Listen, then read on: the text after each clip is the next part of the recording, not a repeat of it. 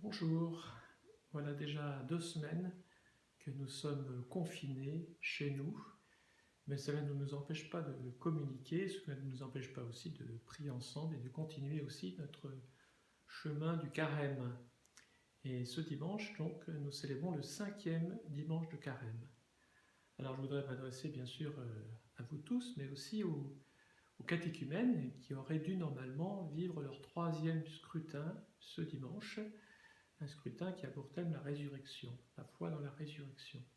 L'évangile de ce dimanche, nous lisons l'évangile selon saint Jean au chapitre 11, que je vous invite à lire entièrement, et qui nous raconte donc la résurrection de Lazare par Jésus.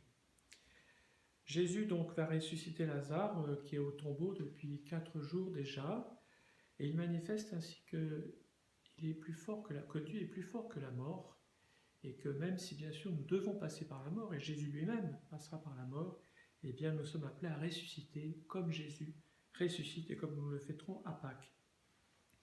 Je voudrais attirer votre attention sur le cœur du message qui nous est donné par Jésus, et qui est une question que Jésus pose à Marthe, qui est donc la sœur de Lazare. Voilà ce qu'il dit: « Moi, Jésus, je suis la résurrection et la vie.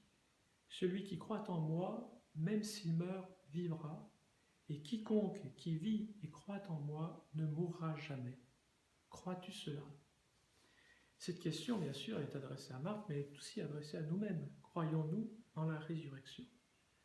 La résurrection, elle est au cœur de notre foi, au cœur du baptême, puisque par le baptême, nous sommes libérés du mal par le Seigneur, mais aussi nous passons avec le Christ de la mort à la vie, pour entrer dans la résurrection. En quelque sorte, nous mettons déjà un pied avec Jésus dans la vie éternelle.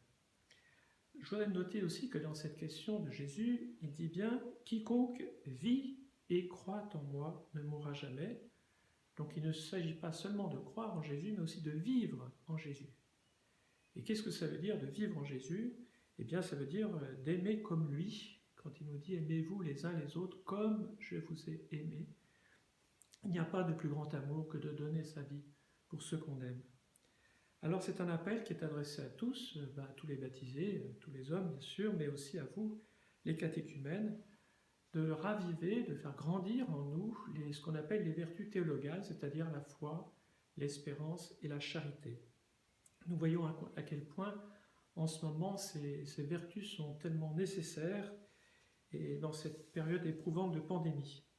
La foi d'abord, puisque nous voyons bien que Dieu ne nous a pas abandonnés et que notre foi s'exprime aussi dans la prière. Il y a beaucoup de gens en ce moment qui prient et c'est une grande force, la prière, à la fois pour nous soutenir les uns les autres et pour vivre cet engagement vis-à-vis des autres. L'espérance aussi, bien sûr, nous situe différemment par rapport à la mort. Elle nous libère de la peur, elle nous libère de l'angoisse, la peur qui nous empêche d'aimer et de nous engager vraiment. Au fond, le confinement, quand on a peur, devient alors un repli sur soi, alors qu'il peut être vécu au contraire comme une occasion de manifester la charité et de grandir dans la foi. Et cette charité, qui est donc la 3e vertu théologale, si nécessaire en ce moment, c'est-à-dire d'avoir le souci des autres, d'avoir le souci de notre engagement, de pouvoir nous engager aussi pour tisser les liens de la fraternité.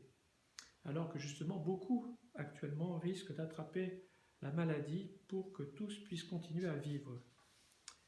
En conclusion, je dirais bon courage à tous et je vous assure de ma prière pour continuer ensemble le chemin du carême vers Pâques, dans ce contexte tellement particulier.